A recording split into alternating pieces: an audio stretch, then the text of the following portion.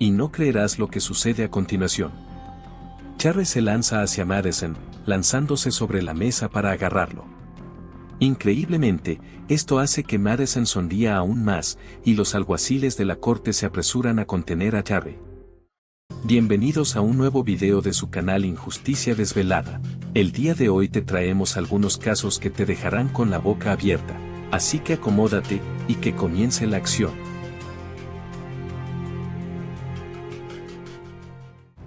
Joshua Harding. Es un momento tenso para Harding, de 35 años, quien comparece en el Tribunal Conmemorativo de Veteranos en Michigan por cargos de agresión sexual. Se mueve nerviosamente de un pie a otro mientras el jurado regresa a la sala para pronunciar su veredicto. El caso está siendo llevado por el fiscal del condado de Ingham, Jonathan Roth, quien se encuentra junto a su colega femenina en el otro escritorio. Harding tiene antecedentes de delitos similares y, si es declarado culpable, es probable que enfrente una larga condena. Sin embargo, no quiere esperar para conocer su destino, y no creerás lo que sucede a continuación. Observa detenidamente cómo la mano derecha de Harding se desliza por la manga izquierda, donde oculta una improvisada cuchilla de prisión. En un abrir y cerrar de ojos, se lanza hacia Roth cruzando la sala, amenazándolo con la afilada cuchilla. Roth es salvado solo por los reflejos increíblemente rápidos del detective de Moravian Township a su derecha, quien ve a Harding moverse y se interpone frente al fiscal, derribando a su agresor con una impresionante agilidad. Harding es llevado al suelo por el detective y con la ayuda de varios otros oficiales, finalmente es desarmado. Roth se ve aquí visiblemente desconcertado, pero gracias a las acciones rápidas del detective, el fiscal resulta ileso. Más tarde, Harding le dice a la policía que tenía la intención total de matar a Roth con la cuchilla. Es condenado a 19 años por los cargos de agresión sexual y recibe una sentencia adicional de 30 a 60 años consecutivos por asalto con la intención de asesinar a Jonathan Roth, lo que significa que cumplirá casi 5 décadas en prisión antes de ser elegible para la liberación. Ataques no provocados como el de Harding son afortunadamente raros, pero sirven como un recordatorio impactante para los agentes en la sala del tribunal de estar alerta en todo momento. Como vemos en el próximo caso, a menudo son las personas más inesperadas a las que hay que vigilar. Randall Margraves está presenciando la sentencia del deshonrado doctor de gimnasia, Larry Nassar. Nassar se encuentra al final de un extenso juicio en el que fue declarado culpable de preparar y agredir sexualmente a cientos de jóvenes gimnastas de élite a lo largo de 2 décadas, cuando trabajaba como médico osteópata de medicina deportiva. Es el 9º día de la audiencia de sentencia ante la jueza del circuito del condado de Eaton, Janice Cunningham, y más de 150 atletas han acudido para dar sus impactantes declaraciones de impacto. Ha afectado a mujeres, niños y familias de diversas edades, razas y clases sociales, por lo que las tensiones ya están muy altas en la sala. Las 3 hijas de Margraves son víctimas de Nassar, y 2 de ellas acaban de dar sus declaraciones de impacto a la corte. Por lo tanto, es comprensible que esté molesto cuando interrumpe los procedimientos y le pide al juez que le dé la oportunidad de hablar. Juez, ¿puede el padre de las doctor dar una oportunidad de decir algo? Adelante. A pesar de su comportamiento tranquilo y recogido, el juez le otorga permiso para dirigirse a la corte. Comienza jurando a Nassar, y la jueza Cunningham lo reprende rápidamente por hacerlo, aunque es comprensiva con su enojo. No queremos jurar, no queremos usar lenguaje soez. No puedo imaginar la ira. Aunque el padre de 3 hijos mantiene la compostura, la jueza le permite continuar, pero le advierte que no utilice lenguaje soez nuevamente. Y si necesitas decir algo para ayudarte, estoy más que dispuesta a dejarte decir algo. Pero en una sala de audiencias, tratamos de no usar lenguaje soez. Con una valentía notable, Margraves hace una sorprendente solicitud a la jueza Cunningham. Le pediría, como parte de esta sentencia, que me otorgue 5 minutos a solas con este demonio. Escucha las risas apagadas en la sala mientras la jueza educadamente rechaza su solicitud. Sin embargo, Margraves no se desanima y repite su solicitud, esta vez pidiendo solo 1 minuto. Aún parece totalmente tranquilo y recogido, pero algo ha cambiado ligeramente, y una de sus hijas parece darse cuenta de esto mientras le susurra una súplica a su padre para que se detenga. Lo que sucede a continuación está más allá de la creencia. De la nada, Margrave se precipita hacia Nasser, lanzándose sobre la mesa entre los dos hombres en una reacción instantánea. El abogado defensor de Nasser y un astuto alguacil se interponen rápidamente frente a Nasser, desviando los intentos de Margraves de llegar al convicto. Un segundo oficial agarra a Margraves por detrás, derribándolo al suelo mientras Nasser es retirado de su silla y sacado de la sala hacia un lugar seguro. Los alguaciles se amontonan sobre Margraves en el suelo, ya que finalmente muestra su pérdida de compostura, debatiéndose bajo ellos y gritando nuevamente que solo quiere un minuto con Nasser. Lo esposan y, con Margraves volviendo a su calma anterior, les hace a los alguaciles una pregunta que invita a la reflexión: ¿y si esto les pasara a ustedes? La reacción del alguacil sorprendido sugiere que su propia reacción no estaría muy lejos de la de Margraves. Margraves es escoltado fuera del tribunal flanqueado por guardias, uno de los cuales se le ve dándole palmaditas de apoyo en el hombro. La fiscal del distrito, Angela Pettis, se escucha dirigiéndose al tribunal en segundo plano, y no podemos comportarnos así. Entiendo la frustración del señor Margraves, pero no puedes hacer esto. El evento causa consternación en la corte, y con muchas víctimas aún esperando para dar sus declaraciones de impacto, la jueza emite una advertencia muy fuerte. No quiero ver a otro ser arrestado o esposado. Después de un breve receso, Margraves es llevado de vuelta frente al juez Cunningham, ahora más relajada, expone las posibles sanciones por el comportamiento de Margraves. Podría darle una sentencia de cárcel, podría imponerle una multa de hasta 7.500 pesos, podría ordenar cualquier costo o gasto asociado con el procedimiento. Luego continúa expresando su simpatía como madre: puedo ver que esto realmente genera una ira y furia tan grandes que cualquier padre querría infligir daño físico. Entiendo eso. Margraves se dirige al juez explicando sus acciones y disculpándose profusamente ante la corte y los oficiales que tuvieron que lidiar con su arrebato. Me gustaría disculparme con todos en la sala y con todos los oficiales. Vine aquí en apoyo de mis hijas. He tratado a mis hijas con mucho cuidado últimamente. Me doy cuenta de que quizás nunca confiarán en un hombre nuevamente, y miro hacia aquí y veo a Larry Nassar negando con la cabeza, como si no hubiera sucedido. Cunningham acepta sus disculpas y no se presentan más cargos contra Margraves, quien finalmente se convierte en algo así como un héroe por sus acciones. Larry Nassar eventualmente recibe una sentencia de 175 años de prisión federal por sus atroces crímenes, cumplirás de 40 a 125 años en el Departamento de Correcciones de Michigan.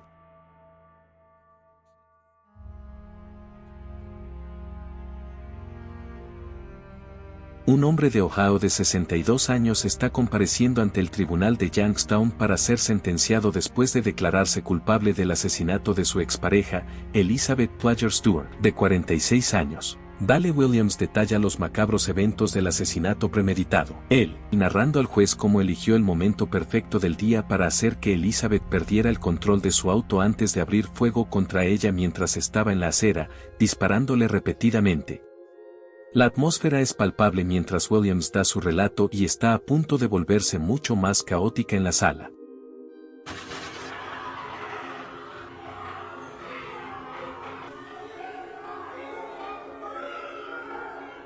Observa al oficial de la sala empujando a Williams hacia un lugar seguro, mientras el hijo de Elizabeth, Anthony, vestido con una sudadera negra, se lanza sobre la mesa hacia el hombre que asesinó a su madre. A pesar de los esfuerzos de dos oficiales por contenerlo, logra conectar un puñetazo en Williams y derribarlo al suelo. Anthony luego cae hacia atrás y los dos hombres luchan, mientras la oficial femenina saca su pistola eléctrica. La pelea estalla en un abrir y cerrar de ojos, y es fácil pasar por alto a Jerome, el hermano de Anthony, que se ve aquí de rojo. Se acerca para ayudar, pero rápidamente es inmovilizado contra la pared por un oficial. Sin embargo, logra liberarse y se lanza para ayudar.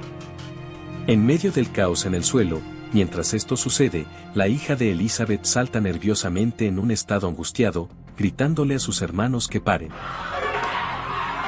Después de algunos intentos torpes, la oficial femenina logra sacar su pistola eléctrica de la funda y la utiliza contra Anthony, forzándolo a someterse. Mientras tanto, Jerome continúa golpeando a Williams antes de ser finalmente apartado por un oficial masculino. Williams es sacado rápidamente de la sala por oficiales antes de que la situación empeore, y Jerome es esposado mientras yace allí. Finalmente, Williams es condenado a 23 años de cadena perpetua por el asesinato de Elizabeth Pladger Stewart, mientras que sus hijos Anthony y Jerome enfrentan cargos de asalto, desacato al tribunal y obstrucción de funciones oficiales.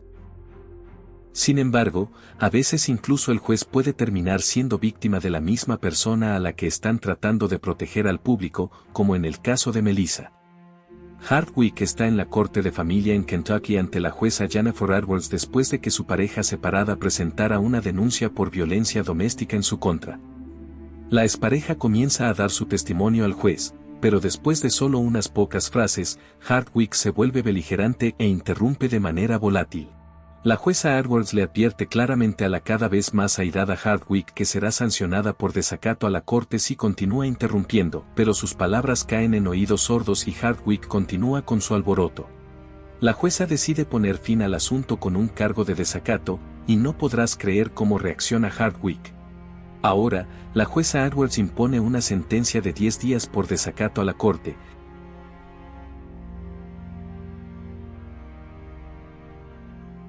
Llévensela ahora, ordena la jueza Edwards. Pero mientras dirige a los agentes para que saquen a Hardwick de la sala, la mujer estalla en un ataque de violencia.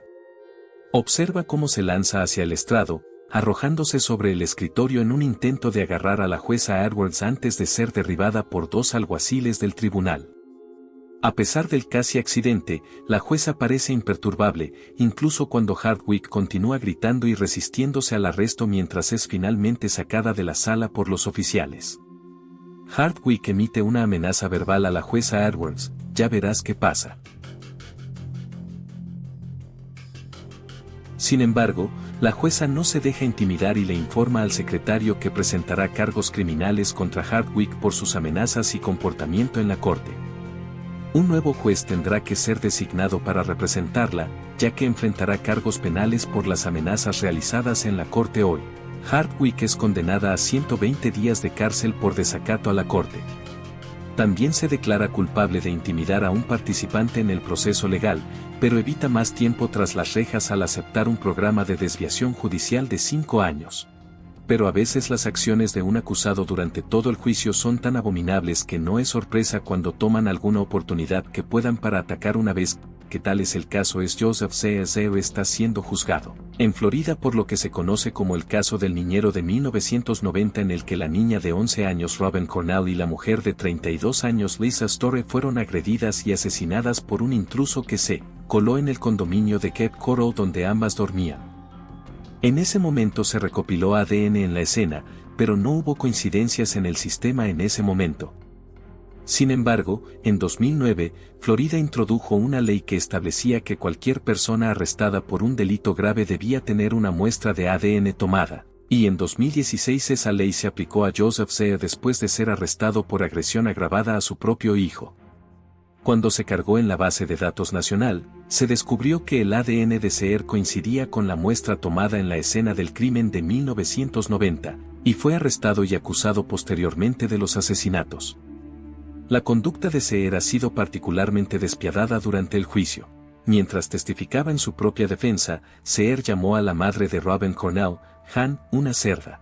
Dormí con Jan Cornell y Lynn Dell y eran simplemente demasiado cerdas como para no lavar sus sábanas. También se reveló que, después de su arresto, Sear envió 3 cartas a Han amenazando con represalias si el caso continuaba, y esa carta estaba dirigida a Sir J.G. Berest y familia, tratando de enviarla a toda la familia Batista. Sitió impasible a lo largo de los procedimientos, fijando repetidamente la mirada en Han desde la mesa de la defensa en un intento de intimidarla. Afortunadamente, sí le es declarado culpable en todos los cargos. Nosotros, el jurado, encontramos por unanimidad que el asesinato en primer grado fue especialmente atroz o cruel.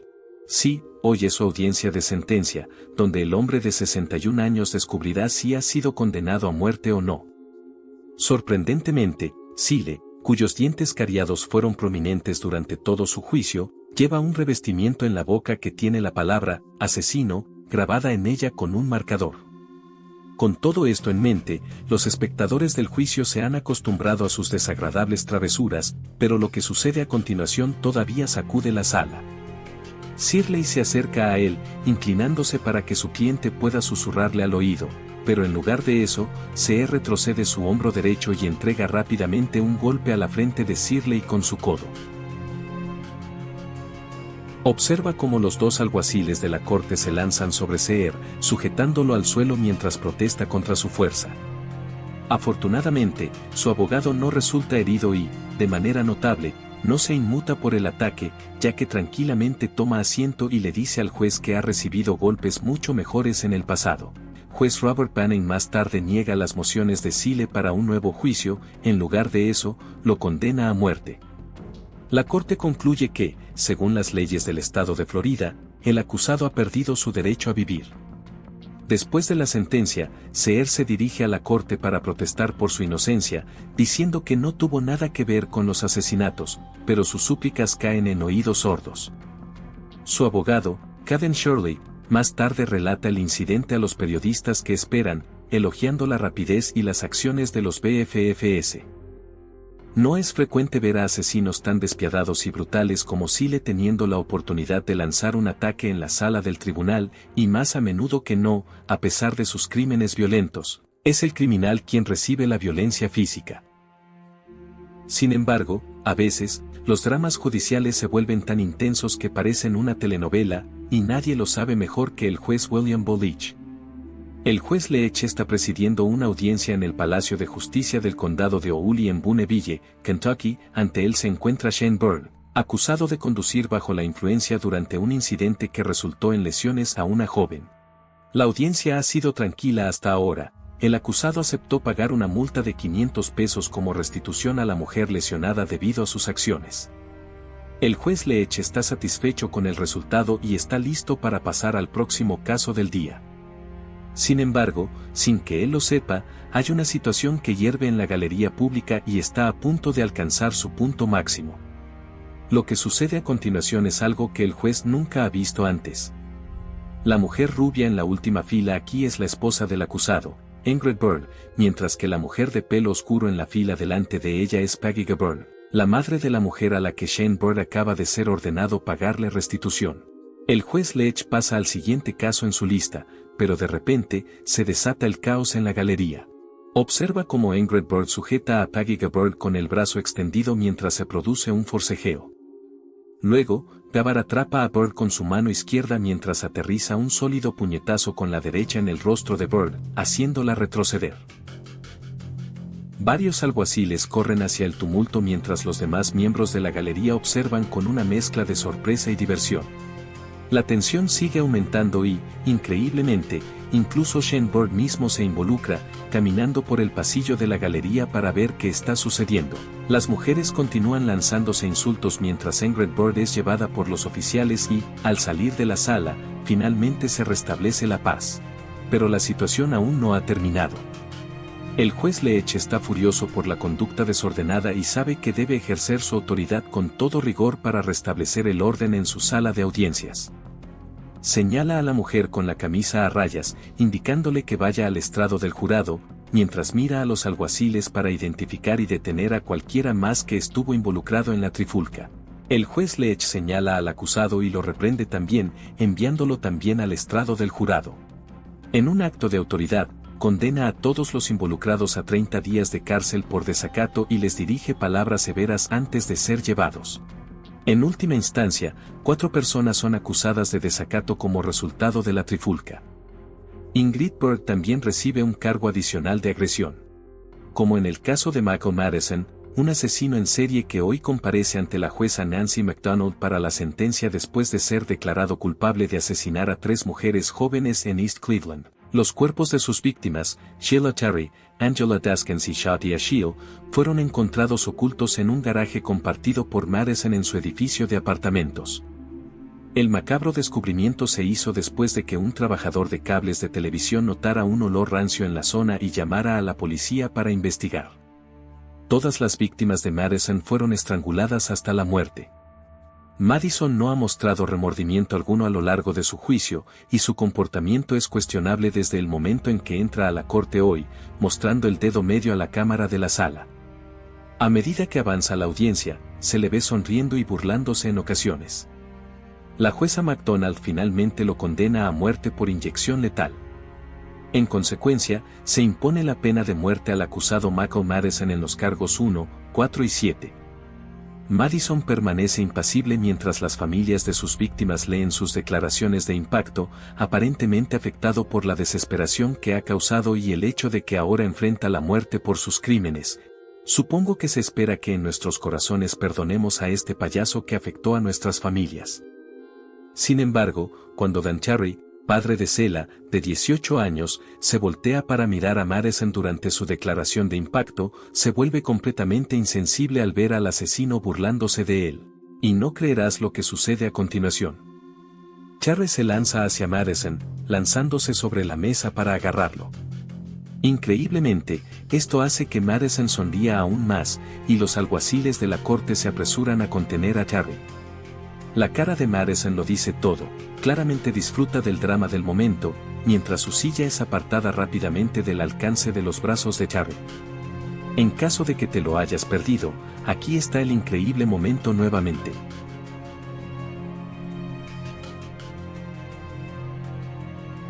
Cherry está rodeado por agentes y familiares mientras todos intentan contenerlo. Mientras tanto, Madison es conducido fuera de la sala por una alguacil mujer, aún sonriendo mientras echa un vistazo a la escena caótica detrás de él. Todavía enfurecido, Dan Cherry grita después de Madison antes de ser llevado por la otra salida de la sala por varios oficiales de la corte y partidarios civiles. Más tarde, fue liberado sin cargos y habló con un medio de noticias local para explicar sus acciones, diciendo que se volvió para mirar al hombre que mató a su hija y cuando vio a Madison sonriendo, simplemente perdió la razón. Michael Madison está actualmente en el corredor de la muerte en la instalación correccional del sur de Ohio en Lucasville, aunque aún no se ha fijado una fecha de ejecución para él hasta ahora.